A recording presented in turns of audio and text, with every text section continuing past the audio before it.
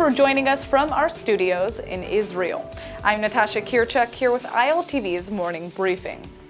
According to new reports, the Israeli Prime Minister did not accept a regional peace initiative presented almost exactly a year ago to him by the U.S. Secretary of State John Kerry.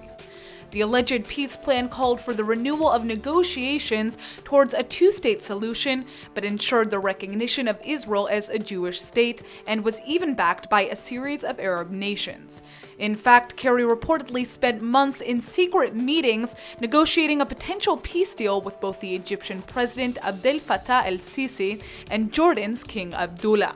Israeli Prime Minister Netanyahu has long called for two main tenets in reaching peace. First, that the Palestinians recognize Israel as a Jewish state, and second, that Israel receives the cooperation of regional Arab nations. Even though this peace proposal supposedly fulfilled those requirements, at the time Netanyahu said he wouldn't have been able to get approval from his hawkish right-wing coalition.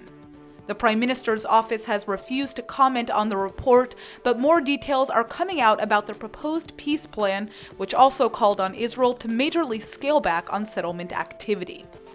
The report says that both Sisi and Abdullah agreed to put pressure on the PA president to accept the deal, but it failed to move forward because of Netanyahu's inability to provide a clear answer on the proposed plan. Lebanese President Michel Aoun has issued a warning to Israel, saying any Israeli that hurts Lebanese sovereignty or exposes a Lebanese to danger will find the appropriate response.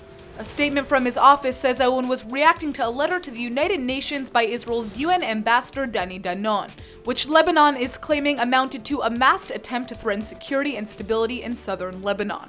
In November, Danon exposed intelligence to the Security Council showing that Iran is using civilian flights to Lebanon to send arms to Hezbollah.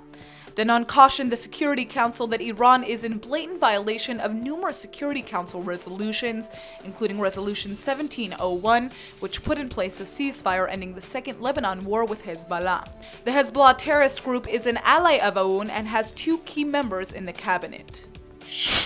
A new report has just been released by the Israeli Shin Bet regarding the ongoing terrorism in Israel, and this one claims that January 2017 has been the deadliest month since last June.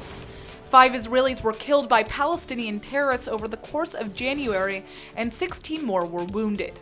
The Shin Bet even recorded a total of 100 terror attacks in the cold winter month, 81 of which involved the hurling of firebombs. 4 of the civilians killed last month were murdered on January 8th when an assailant drove his truck into a crowd of Israeli soldiers. Last December, there were 98 terror attacks in Israel. Every year, thousands of young people from around the world volunteer to join the Israeli army, but their experience once joining isn't always as simple as getting in. That's why dozens of Israeli government representatives gathered in Tel Aviv on Thursday to tackle some of the bureaucracy problems that 1,500 of these lone soldiers are facing. The event called Yom Sidurim, or Chores Day, aims to help soldiers who have no family in Israel navigate what can be tricky government processes, from getting a driving license to paying taxes. This year, the lone soldiers being assisted come from 60 different countries. Thursday marked the third time the event has ever been held. Yom Sidurim is organized by Nefesh B'Nefesh, and organizers claim it's held to show how grateful Israel is to the nation's lone soldiers. Israeli sports fans had the time of their life on Saturday night after hundreds got the chance to meet and greet 5 players from the U.S. National Football League in Jerusalem. The NFL athletes have been traveling around Israel for the past week as part of a sponsored trip, and while they've been cut off from speaking to the media, they were finally given the chance to meet local fans at Jerusalem's Kraft Stadium. The star players include Calais Campbell from the Arizona Cardinals, Dan Williams from the Oakland Raiders, Cameron Jordan from the New Orleans Saints, Michael Kendricks from the Philadelphia Eagles, and Delaney Walker from the Tennessee Titans. While the athletes seemed to be loving their trip in Israel, it didn't exactly start off on the right foot.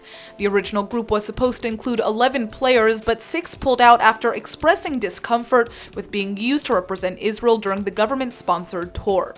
After a public storm, trip organizers in Israel decided to cancel all of the press coverage, and since then, most of the players have been limited to sharing their experience on social media. That's all for now. I'm Natasha Kirchuk, and see you later with our main daily broadcast from Israel at 2 p.m. Eastern Time.